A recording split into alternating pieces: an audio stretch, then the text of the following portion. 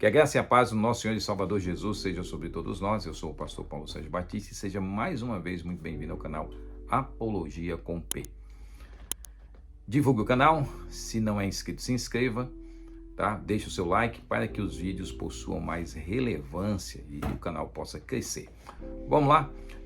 Com essa vitória do Donald Trump, eu vi aí muita gente falando algumas coisas e teve uns 2 vídeos que eu assisti em canais diferentes, de recortes do podcast do Vilela, né, do Inteligência Limitada, que tinha o Daniel Mastral explicando que o Donald Trump ia trazer a falsa paz, né? Ou seja, o Donald Trump é alguém que está lá dentro das escrituras nesse segundo mandato, tá? Nesse segundo mandato, ele estaria cumprindo esse papel, né, de ser esta figura demonstrada em Apocalipse ali, quando mostra os 4 cavaleiros, né, ali no Apocalipse. O cavaleiro branco é aquele que simboliza a falsa paz, que aí precede a guerra, a morte, né, a fome, enfim. E aí ele diz com todas as letras que é ele.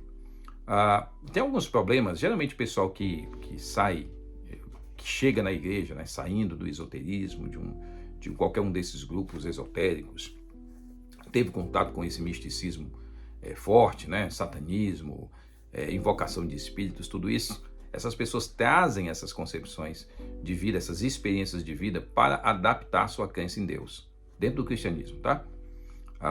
Então eles trazem essa experiência e tentam adaptar isso à fé que agora eles abraçaram, que é o cristianismo.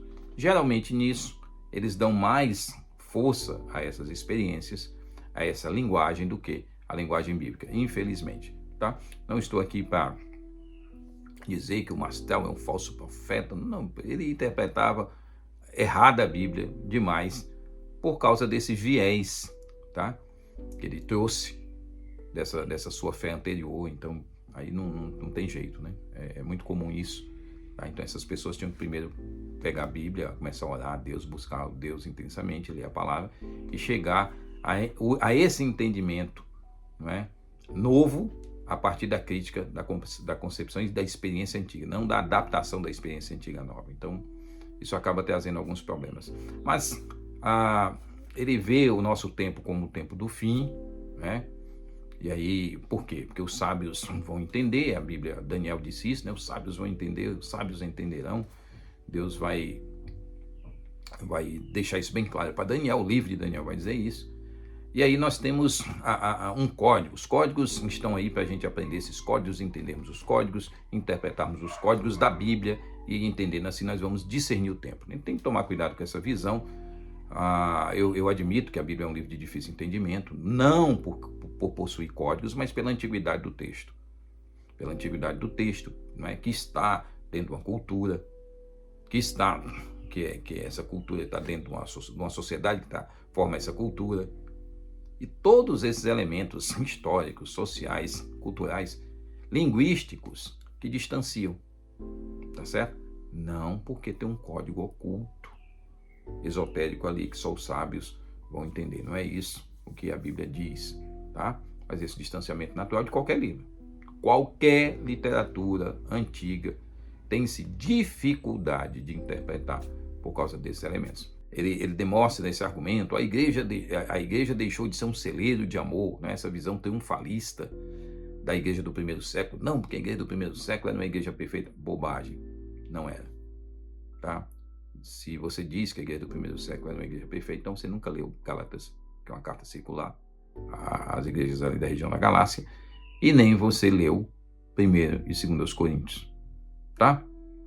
Só 2 exemplos para você ficar satisfeito com a argumentação. A 2ª carta de Paulo aos Coríntios, Paulo chama a atenção deles de forma tão pesada que Paulo temia que eles se apartassem de Cristo. A igreja se apartasse de Cristo. Ele disse, assim como Satanás enganou a Eva, eu temo que também vocês sejam enganados e se afastem. Tá? Então, essa igreja perfeita, isso não existiu. Onde tem gente como eu e você, não pode existir perfeição. Tá? E aí ele vai para aquele texto de Mateus 24, né? Quando se trata da questão da figueira, né? Mateus 24, 32. Aprendei, pois, a parábola da figueira, quando já os seus ramos se renovam e as folhas brotam, sabei que está próximo o verão. Assim também vós, quando virdes todas essas coisas, sabeis que está próximo às portas. Em verdade vos digo que não passa essa geração sem que tudo isso aconteça. Aí ele vai pegar o Salmo 90, 10, dizer que uma geração tem 70 anos. O Salmo não está dizendo isso. Tá? O Salmo não está dizendo isso. O Salmo não usa a expressão geração, não está dizendo isso. Isso é leitura enviesada. Tá? Se nós fôssemos usar um número para denominar geração, seria 40, não 70, né? ou 90, ou 80, como o Salmo dá, 70 a 80. Está falando simplesmente de um período de vida de alguém. Tá? O próprio salmo que foi escrito ali não está dizendo isso desta forma. É uma interpretação. Tá? Lá não diz que uma geração dura. Não é isso que o texto está tratando. Mas, quando você vê a parábola da figueira, você vê que ele diz que as folhas caem, né? Quando chega, quando se renovam, vocês já sabem que está chegando o verão, tá certo? Da mesma forma, quando vocês virem sinais, que sinais? Os sinais que precediam isso, né? Sinais no céu, sinais na terra, falsos profetas, gente apontando que Jesus chegou sem ele ter vindo. Esses são os sinais. Não tem nada a ver com a fundação do Estado de Israel em 48. Tá certo? Até porque isso teria já terminado até 2018. E as pessoas insistem nesse tipo de interpretação, ficam postergando, empurrando isso, tá? Não, mas Donald Trump em 2018 foi o primeiro mandato dele, né? Então, ele foi o 45º e o número 9 é um número que tem valor, né?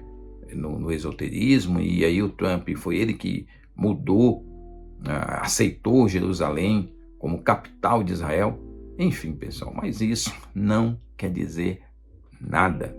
Dizer que Donald Trump seria esse, que agora iria cumprir, né, nesse segundo mandato, né, iria cumprir agora a profecia bíblica, isso não faz sentido. Não faz sentido. E aí, quando ele passar, as pessoas vão ver que isso não faz sentido. Só que muita gente vai chegar e vai dizer assim, olha e tal, esquece. Eles colocam essas interpretações na lata de lixo, ou jogam fora e esquecem para até algum outro esotérico, né, tentar convencê-los ou jogar. Não precisa nem muita força para convencer, não, que o povo já gosta dessas bobagens. A Bíblia manda olhar para os sinais astrológicos. Ele diz isso, sinais astrológicos. E aí, se a gente olhar para os sinais nos céus, pessoal, os sinais nos céus, porque os poderes do céu seriam abalados, e as pessoas iam ver esses sinais se manifestando, tá? É só ler Mateus 24. Não precisa ser um gênio para compreensão, é só saber ler, tá? Com calma você vai entender isso.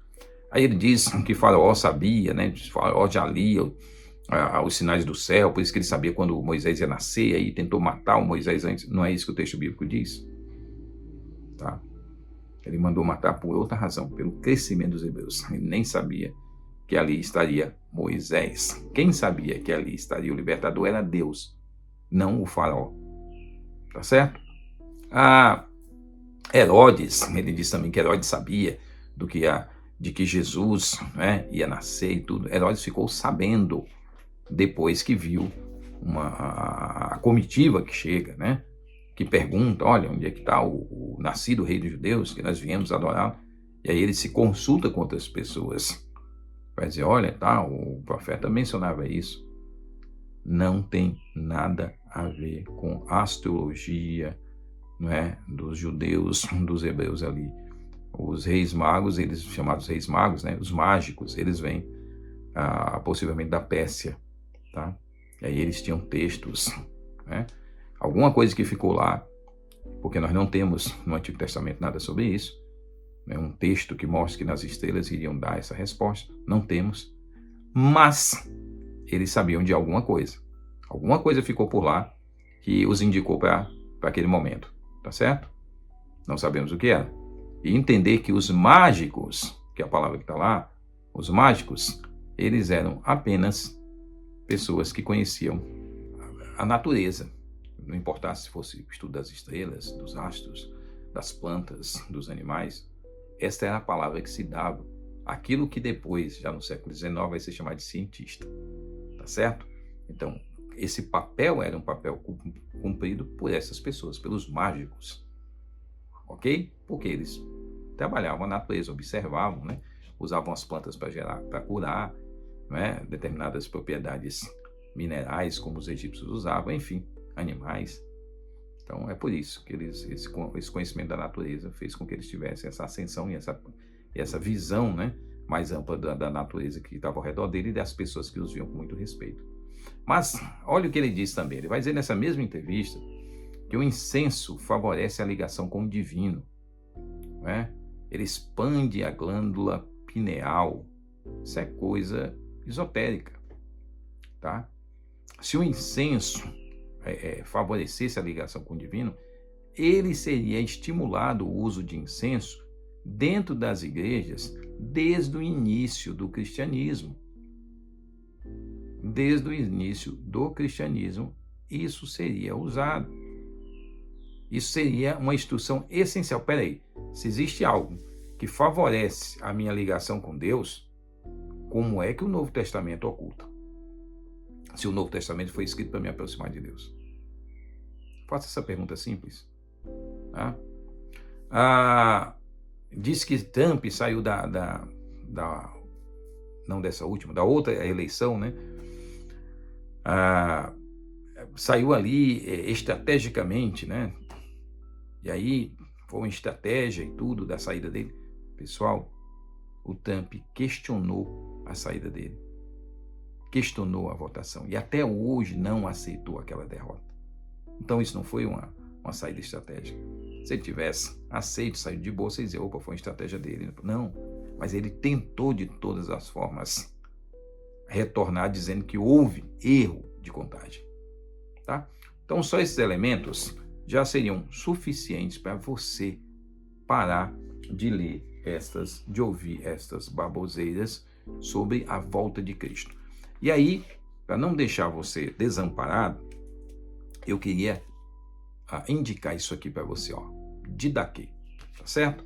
Catecismo dos Primeiros Cristãos para as Comunidades de Hoje. Isso aqui é uma edição Didaquê da Paulus, comentado, texto curtinho, 31 páginas com índice, tá? Agora eu quero terminar só mostrando o que o Didaquê pensava, como esses cristãos tinham uma concepção mais simplificada da volta de Cristo e do final dos tempos, do que nós hoje, com um monte de escola, meso, pós, esse negócio todo. Olha o que ele diz. Perseverar até o fim. Aqui, capítulo 16. Vigiem sobre a vida de vocês. Não deixem que as suas lâmpadas se apaguem, nem soltem os cintos dos rins. Fiquem preparados, porque vocês não sabem a que hora o Senhor nosso vai chegar. Ninguém sabe, pessoal. Qualquer um que marcar um período, nesse período aqui, não precisa ser dia, só período, é falso. Reúnam-se com frequência para procurar o que convém a vocês, porque de nada lhes servirá todo o tempo que vocês viverem a fé, se no último momento vocês não estiverem perfeitos. Ok? De fato, nos últimos dias, os falsos profetas e os corruptores se multiplicarão. As ovelhas se transformarão em lobos e o amor se transformará em ódio. Aí ele continua. Crescendo a injustiça, os homens se odiarão, se perseguirão, se trairão mutuamente. Então aparecerá o sedutor do mundo, como se fosse o Filho de Deus, e fará sinais e prodígios. A terra será entregue em suas mãos e cometerá crimes como jamais foram cometidos desde o começo do mundo. Aquilo que nós chamamos de grande tribulação. Então toda criatura humana passará pela prova de fogo, e muitos ficarão escandalizados e perecerão. Contudo, aqueles que permanecerem firmes na fé serão salvos por aquele que os outros amaldiçoam. Então aparecerão os sinais da verdade. Depois dessa grande crise mundial, tá? Primeiro, o sinal da abertura do céu. Depois, o sinal do toque da trombeta. E em terceiro lugar, a ressurreição dos mortos. Ressurreição sim, mas não de todos, conforme foi dito. O Senhor virá e todos os santos estarão com ele. Então o mundo verá o Senhor vindo sobre as nuvens do céu.